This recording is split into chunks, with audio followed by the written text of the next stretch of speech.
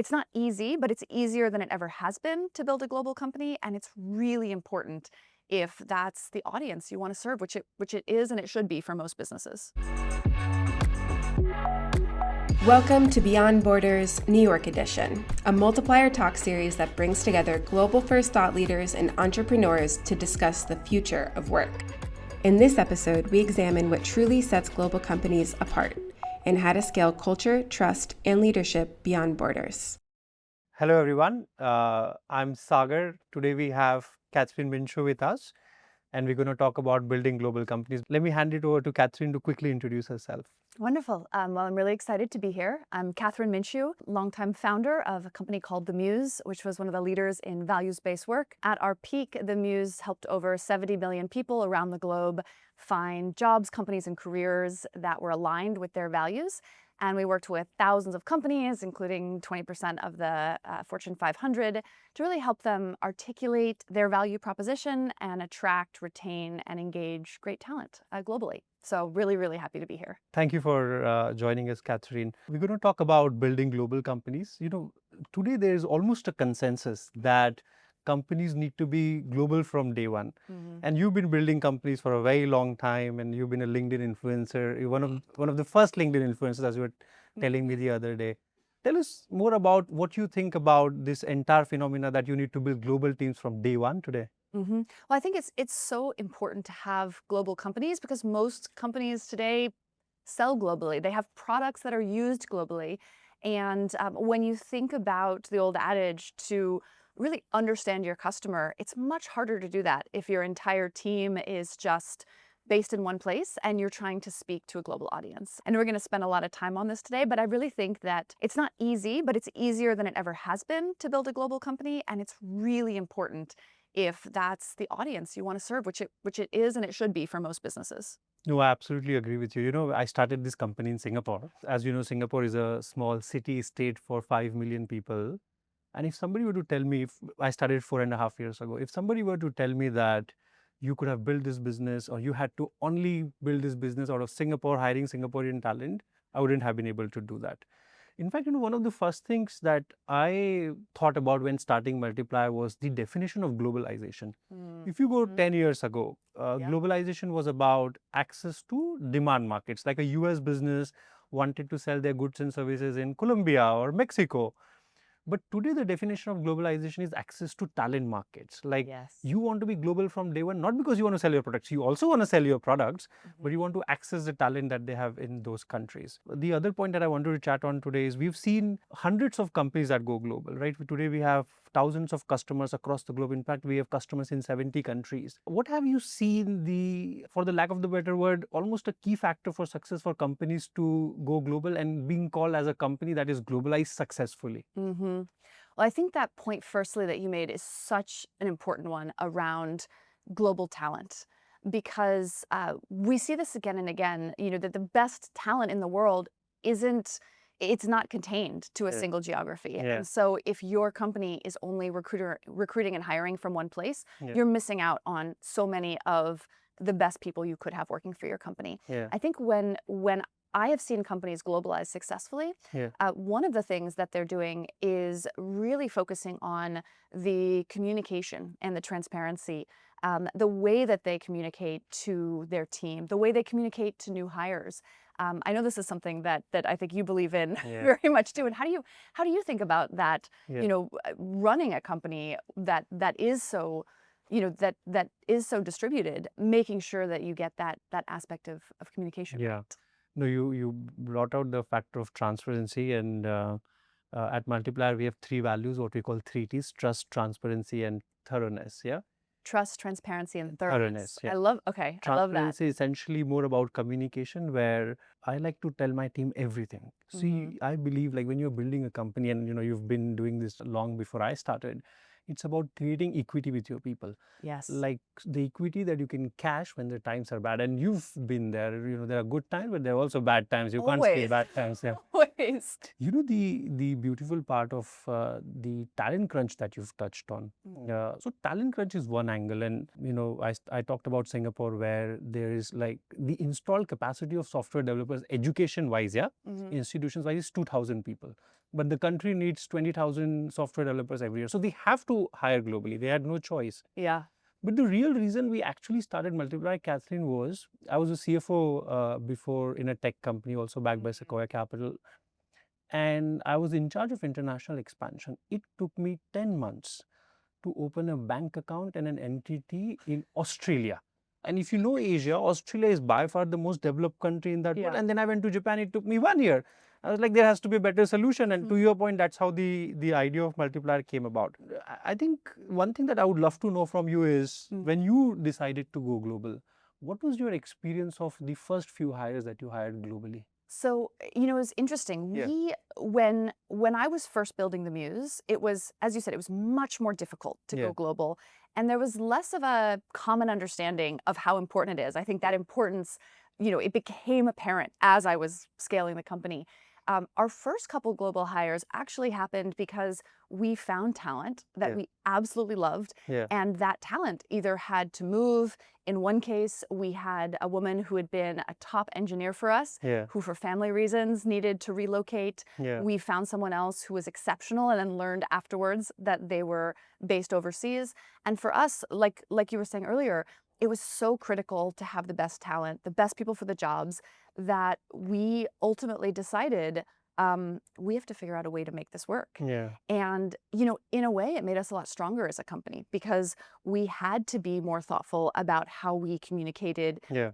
how we practice transparency at scale. Yeah. I love that you were I talking like the word about. that you use. Keep using that word. I love that. No, I mean, I think it's so important because I used to say, that building a company, Yeah. it's almost like if you imagine Yeah. you have a massive team of people building this huge structure. And if you actually tell people, hey, this is where we're going, this is what it looks like, this is why caulking the walls, or the windows, this is why the plumbing is important, this is why these little details matter, Yeah. everyone's going to be able to make better decisions, Yeah. do a better job. And there's so much more enthusiasm and motivation when you have that transparency. And I think that, it's powerful learning how to do that, not just for a team in one location, but really making sure that your message is translating globally. Yeah, no, that's a beautiful point. Kathryn, there's a beautiful contrast in your and my journey. So you actually started in the US and you went outside. I started in Singapore and went to the and then came to the US now. One thing that perhaps you will understand better, the first wave of talent that we attracted in the US, and in US people can really talk. They are great in selling themselves. And we realized that perhaps, and we went wrong with hiring so many times. Like we got to our current CRO, who, by the way, is a God's gift to us, and I just thank my stars for that. But we got it wrong 3 or 4 times. Yeah. So imagine in a world where, and I'm assuming when you went abroad, you were also presented with some talent that you found familiar, but perhaps was not the best talent for that location. Now, if hiring is already so difficult, you don't want to deal with compliance challenges, and that was one of the reasons we founded Multiplier. I would love to get your take. We talked about going global, we talked about getting the right talent, but in a global setting, what traits do you look for, attracting the right talent, and then how do you end up retaining them? Great question. So in terms of attracting the right talent, there's obviously one bucket of hard skills, which are different for each role. If you're hiring a financial analyst, a software engineer, something else entirely. But I think it's just as important to really think about what are the intangibles or the soft skills that you want, and how does that align with the overall way that your company operates. Yeah. I always found it was really important, especially if you're going to be hiring globally, to really get clear on what are the attributes that make up a successful hire. Yeah. One way to do that can be actually looking at your existing top performers and saying, what are the things that are similar across these individuals? What is the kind of company environment, the communication style, the culture that we want? And really codifying that, writing it out, and making it part of your interview process. But tell me what, like just if you have to highlight one thing, for example, if I find somebody has played sports and successfully won medals in sports, I'm immediately attracted to them. I used to be a sports person myself, because that just, there's founder bias. What is your bias? Like, what gets you attracted right away? I love people who will run through walls to solve a challenge. Yeah. I love asking an interview question that gets at that hunger that some people have to just figure it out.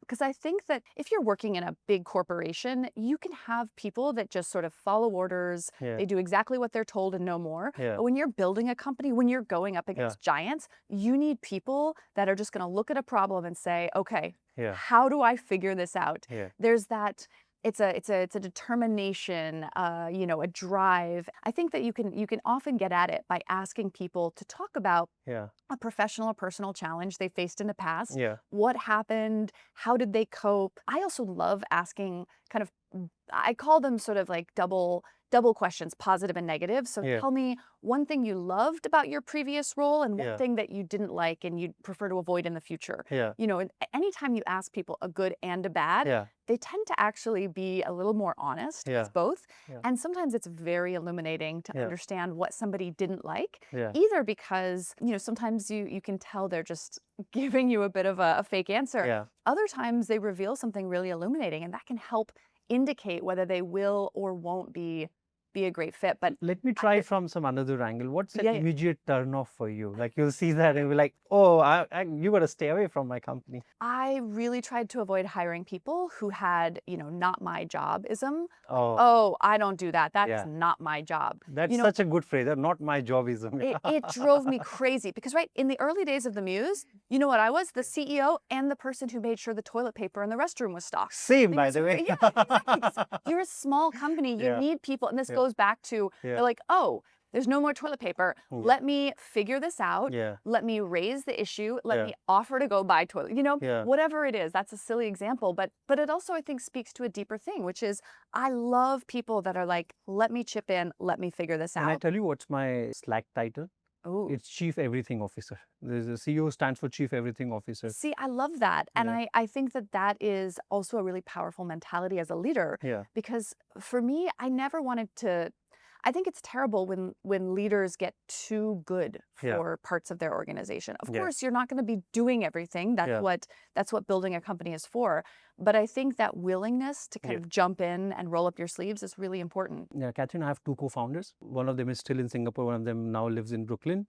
His name is Amrit, and he says, to your point, he calls it people who give a shit and people who you can bring to war, which is slightly inappropriate, but still. But it Yeah. speaks to this idea Yeah. of there are people that I would work with again in a second. And one of the things that unites them is they are ready to step up. Yeah. They're ready to figure it out. And I love that. I mean, I think, there's a powerful thing that happens too when you build a company of individuals who know that they have each other's backs. Yeah. One phrase that we always use internally, which reminds me of what we use, is a churn problem is an acquisition problem. Now, you will understand that, like if you're churning through some customers, before you actually look into your service levels, think about, are you really acquiring the right customers? And that holds true for talent as well. What do you think? Yes. I mean, this was one of the principles that I built the entire business of the Muse on. So I love that you brought it up. So many companies only look at why people are leaving Yeah. without considering whether they were attracting the right talent for their business, their roles in the first place. Yeah. And I think in order to attract the right talent, it's not just about painting this beautiful picture of how great it is to work for your company, but it's also about giving people a realistic idea of some of the challenges. Yeah. I think when you are very smart about your funnel, you are much, much more equipped to bring in the right people, which means that if you're losing them, it's a very different problem to solve Yeah. than if they were never, going to be long-term fits at your company to begin with. And Yeah. that is, I think that's actually one of the challenges a lot of companies have in talent acquisition. Yeah. Is they just think about getting the butt in the seat Yeah. and not about whether it's the right person Yeah. for the long term. Absolutely. I mean, talent is so important. Like these days, we have 600 people today across. Congratulations. Thank you. Across 50 countries, 70 nationalities. Most of my time goes into what I call financial capital and human capital. And people call it an intangible asset, but if you think about it, all problems are multiplier have always been solved by the right person who has solved this problem before. I have a very interesting question for you. Like you've done this before, you're kind of like a senior and a mentor to me at this point, not age-wise, I'm just, as a new founder, as a first-time entrepreneur, I have found it extremely convenient is the word I would use for promoting people internally, because Mhm. it's, I have worked this with this person, You know. I've seen their characteristics. Sometimes you go terribly right, sometimes you go terribly wrong. What has been your experience and what is your philosophy around it? Mm. So to this question of promoting from within, I think it is incredibly, incredibly powerful when it's done well. I think when you give people the opportunity to grow, to show you what they're capable of and what they can do, you can really get just unbelievable potential realized. Now, I also think it's important to balance promoting from within with some outside hiring. Maybe you can add a dimension of your journey. Like when you started the firm, what was your Great. preference and how has it moved? Like what were your learnings which told you like, oh, we need to have a balance? Yeah, yeah. So when I started the Muse, I mean, in the very early days of the Muse, Yeah. we were just a team of like ragtag, young, hungry people because we had no money, right? Yeah. I didn't come from any Yeah. money. I couldn't raise But money. today you have a lot of money, so well done on that. Well, I mean, it was such a journey, right? When I started the Muse, Yeah. I didn't pay myself for a year. And when I did pay myself, it was far less than the entry-level salary at Yeah. most companies. And so every penny that I had that we made or that I raised went into paying my early team members, but we didn't have the money for big salaries. So we were looking for like just hungry people Yeah. who were willing to, dive in. And that was in some ways the most fun era Yeah. because we were just so committed. I mean, when somebody is willing to take a salary cut from what they Yeah. could get working at a big corporation to Yeah. come and work at your tiny startup, like Yeah. people care. They Yeah. really care. Yeah. And then we entered a phase where the business really started working, we Yeah. started scaling, and that was great and hard at the same And time. VC started chasing you and you Yes. signing term sheets in the washrooms and yeah. We were laughing because, yeah, I did sign a term sheet in the washroom downstairs several years ago Yeah. in this very building. Yeah. But no, what was interesting about that phase is as the Muse was growing, suddenly there were people who wanted to work with us or work for us because we were a sexy company, Yeah. not because they actually cared about our mission or our team or our values. Yeah. And so at that period, we did some promoting from within and some hiring from the outside. But interestingly, it was really hard for us to figure out for people that were new, were they coming for the right reasons? Yeah. And so that's when we really codified our values. We did really deep reference checks to try and understand whether we were hiring Checks the are right important, aren't they? Like they are the most important thing. I've realized people. So you important. shouldn't roll out an offer until you've done like 2 or 3 reference checks. I know, and I really made that important because the cost of a bad hire is so painful. And we made a few of them in the early days. Yeah. And so, I would say not every single person that we promoted from within worked out, but most of them at least gave it their all. Yeah. And I would say we had about a 50% hit rate in the beginning Yeah. with people that we brought in from the outside. And so I loved being able to find great talent that had some external experience because Yeah. it brought in new ideas, new energy, new ways of doing things, Yeah. but really also having a lot of people who we were growing. I mean, when I finally left as CEO of the Muse, Yeah. there was a woman who had worked for me for 9 years and been promoted, I think, Oh, 6 wow. times. We had a lot of long-time employees and leaders, and that was so beautiful. I mean, that's really Khatri, powerful. tell me one thing, like today you're so confident, so articulate, but you started your company like, 12, 13 years ago? Yeah, 2011. 2011, So right? 14 years ago. 14 years ago. Were you always this confident? Were you always this articulate? And as a young founder, as a female founder, were you feeling intimidated in the beginning leading a global team? I mean, definitely. Yeah. Absolutely. Something that actually most people don't know about me. Yeah. But before I started the Muse, I started another startup that only lasted for 1 year. That was essentially the first try of the same idea that became the Muse. And I didn't know that I wanted to be the CEO of that. I had a different title. We were 4 co-founders. Nobody was the CEO at the beginning. Yeah. And then 2 of the women came to me and said, well, we think you should be CEO. And I was like, no, I don't know if I want that. I had this idea in my head of what a CEO was. Yeah. And I didn't see myself in that. Yeah. It was a man, probably like a very confident, white man. And I was just like, I don't know if this is for me. Yeah. And for various reasons, mainly because nobody else made sense to be the CEO and somebody had to do it, Yeah. I stepped into the role thinking like, I'll try it. Yeah. And I ended up loving it. I loved being able to shape the vision and lead the team and Yeah. sort of wave the flag for like, this is who we are and where we're going. Yeah. But the confidence, I had to learn a lot of stuff the hard way. Yeah. I was, again, the early days of the Muse, I was Yeah. turned down Let me put you on 100. spot and tell me what was the toughest thing that you had to learn as a CEO that really was like, that is like, oh, this is the day I became a CEO. I was a founder till now. Now I am a CEO of a large business. I mean, so fundraising was Yeah. brutally hard. My first attempt to fundraise was just an unmitigated disaster. I was turned down 148 times before I raised our seed round. And I kept a Wow. list of every investor who rejected me in a Google Sheets.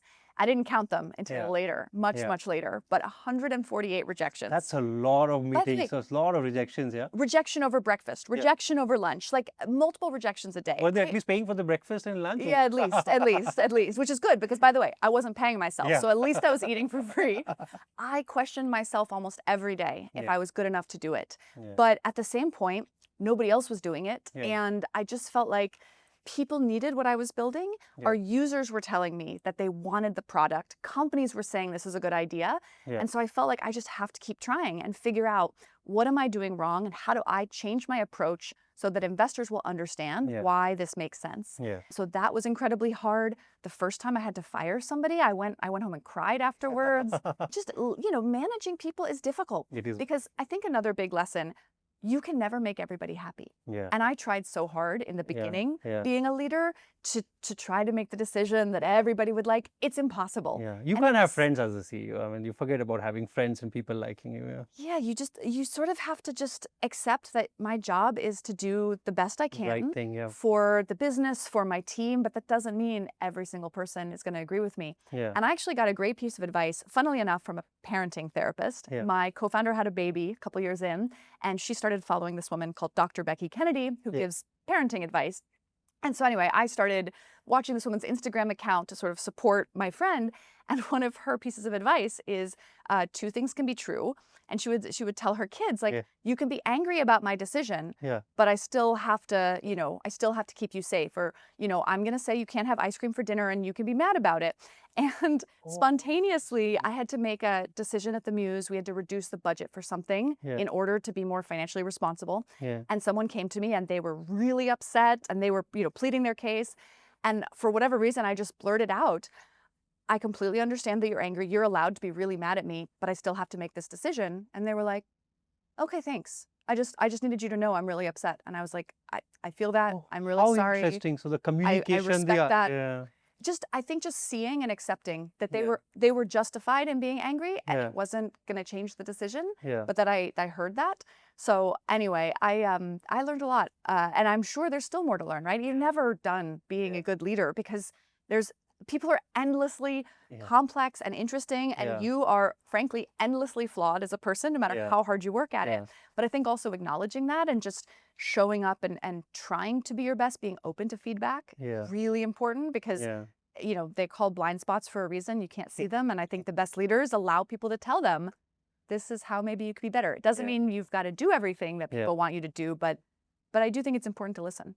No, yeah, you're absolutely right. These days, my team has created a Sagar bot so that they don't want to talk to me so that they can talk to the bot. Wait, I love this. Is it in Slack? It's on Slack and it does a bunch of things, which I'm not very happy about because now I'm worried about my job. They're like, this bot is handling everything we need. Yeah, and it actually speaks, English is not my first language.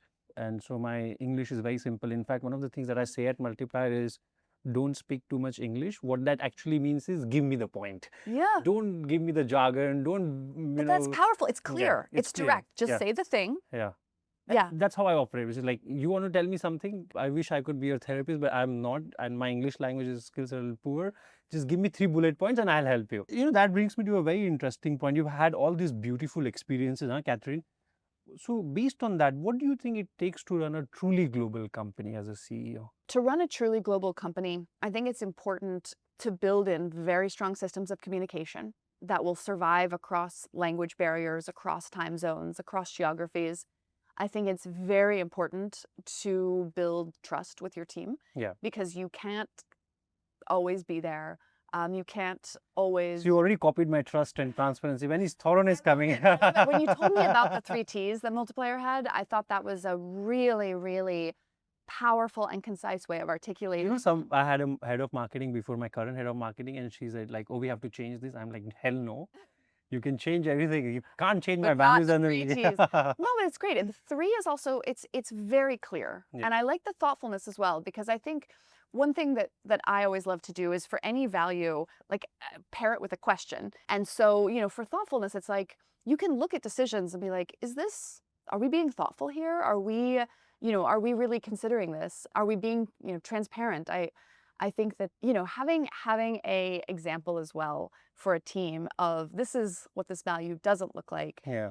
We had for a really long time at the Muse, we had one of our core values was no assholes. Yeah. And Thank you for saying it. I know, well, earlier I was like, oh, can I even say the word? Yeah. But it was interesting. Yeah. We had to be careful that people didn't interpret that as no direct feedback Yeah. or no conflict. Yeah. We actually had to create a whole thing that was like, look, telling someone you disagree with them, that's not being a jerk. Yeah. Telling someone that their work needs to be better, that they didn't hit the bar, Yeah. that's not being a jerk either. Yeah. Being a jerk is being dismissive Yes. to another human being. It's being rude. And I think once we really articulated, like, there's a Goldilocks zone of, it's not too direct, but it's not too soft. This is what we're aiming for. It really helped people sort of guide. And anytime we did a performance review, we would also do a review of whether people were living out the values of the company as well. Very interesting. In our experience, we've realized 2 or 3 things. One is, like, personally, we started the firm in Singapore. Now we live in New York. US is our biggest market. And we have leadership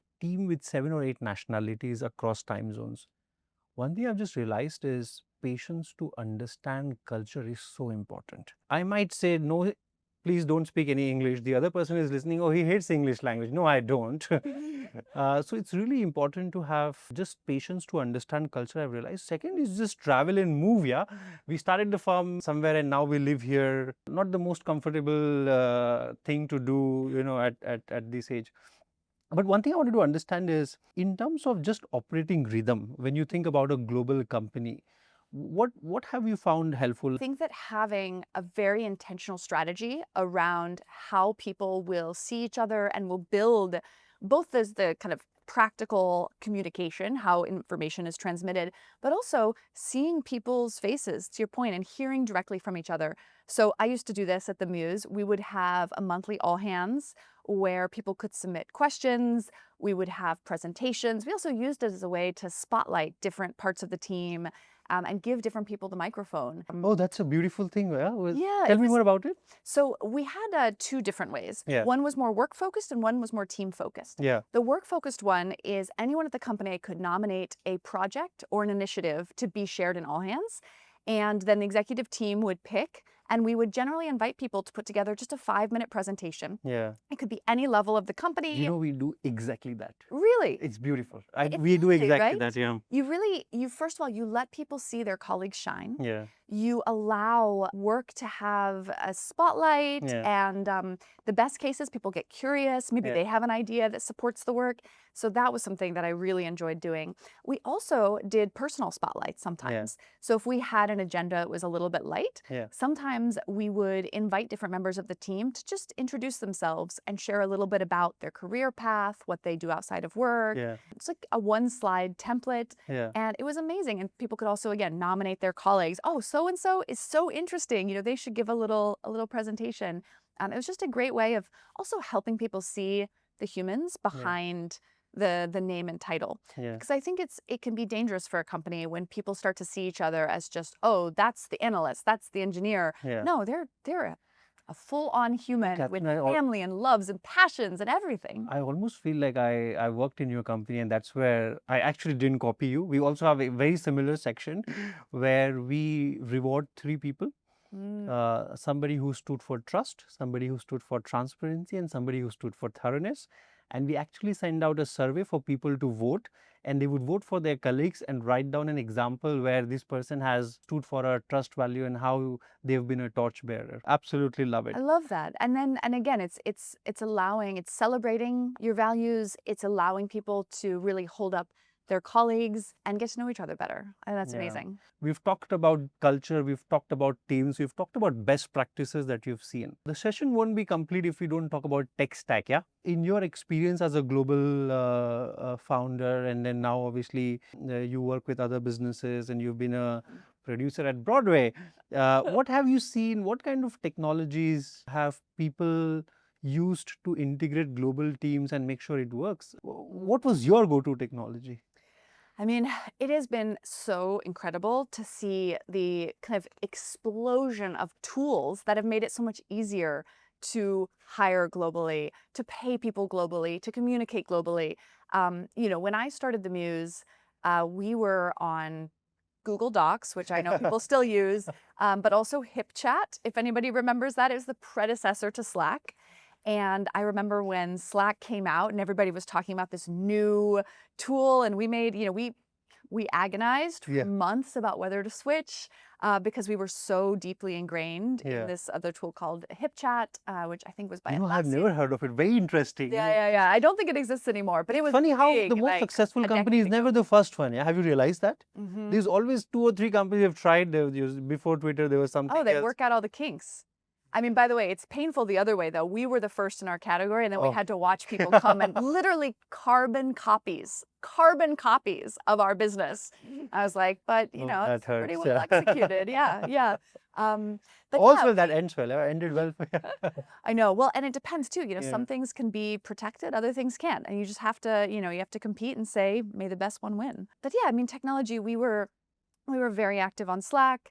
I liked to send kind of as often as possible, like very regular emails that would allow people to just, some people prefer to get information kind of orally. Some people prefer to read it. Yeah. Some people want to be in groups versus individuals. So we actually tried to have a lot of different methods of communication across the company so that we were really hitting each individual person where they needed to be reached. Very interesting. Because lots of tools do the jobs, but are they really doing that job end to end in a thorough manner? No. So that has been number one thing that we've always championed, that this is a purpose-built tool for global teams, and it's compliance first. Maybe just quickly like to take your opinion on performance management, by the way. Have you, one of the issues that as a CEO I face is there is not a single tool that really helps you kind of call it cookie cutter approach of evaluating people's performances. Now, you've done this long enough. What has helped you to really crack that performance management puzzle? Yeah, that's a really interesting question. Yeah. I think it might be white space in the market. To your point, most companies that I know that are doing performance management well, many of them have a tool that they're using, but that they're kind of custom architecting or giving people a lot of outside information. Some tool plus other tool plus Excel plus. Yeah, I mean, we did, in the early days, we did 360-degree reviews of everyone, including me, every 6 months. Yeah. And then as we got bigger, that ended up being a bit onerous. So we did a huge review annually, and then we did kind of quarterly, lighter micro reviews. Can't even remember the name of the tool that we used, but it's a really interesting challenge. And then also you have to make sure that, as you have a global, geographically diverse team, that people are using kind of similar methods to evaluate each other. Because sometimes you have pockets of the company that might be, much stricter graders, for example. Yes. So it's very interesting. We were always looking at. Can I tell you, one of the challenges that we face is because you have such diverse leadership team, like your CTO would come back and say, hey, everybody in my team consistently exceeds expectation. Hey, where's the universal distribution? Somebody will do it so honestly and say, I have these 10 people, but 2 people are exceedingly performing really well. So I struggle that with a lot. It's tough, yeah? One last question, Kathryn, I wanted to ask you. So there are lots of companies today that want to go global. Let's take a HR head based in somewhere in Midwest. Obviously for US is a big market. Yeah. They're hesitant today. They're like, how do I go global?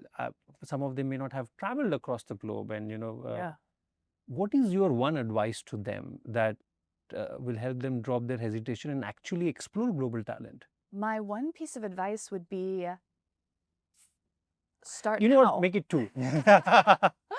No, my advice would be start now, because the world isn't going to wait. Yeah. And companies that engage globally, that look for talent globally today, Yeah. yes, they're going to have to learn. Yeah. They're going to have to stretch and grow in some ways. We all do. Yeah. But I think it's so important not to wait, not to be caught behind the curve, Yeah. not to be the last ones to go global. I feel like you set up that tongue twister for me on purpose. No, I think there You are. can use one more trend. It's called use multiplier. Yes. Well, but I do think what you all have built is, it's a powerful way to just take some of the complexity Yeah. out of going global. And I think it's really powerful for companies to, to not wait, to be ahead of the curve. And I'm frankly at this point, if you're just going global now, you're not ahead of the curve. You're with it barely, but not to be left behind. Yeah. And to work with companies like Multiplier to make sure. I love the focus on compliance, because Yeah. I think that it's hard for businesses to do anything if they don't know that they're going to be taken care of in that way. Yeah. But I think having that taken care of, it really opens up the world. Yeah. Thank you for that. And, that has always been our mission and vision from day one, where we want to create a world without limits, where no matter where you're born, you can have access to any opportunity in the world. Similarly, as a business, no matter where you're incorporated, you can access any talent in the world. Yeah. Alternatively, you can do the job that you love without leaving the people that you love. So, Oh, I love that phrase. I Yeah. don't think I've ever heard anyone say that before, but that's really powerful. yeah. Do the job you love without leaving the people that you love. With that note, thank you so much, Kathryn. It was Thank so you. fun to have you, and thank you, everyone. Yeah, thank you so much for having me. This Thank was a you. great time.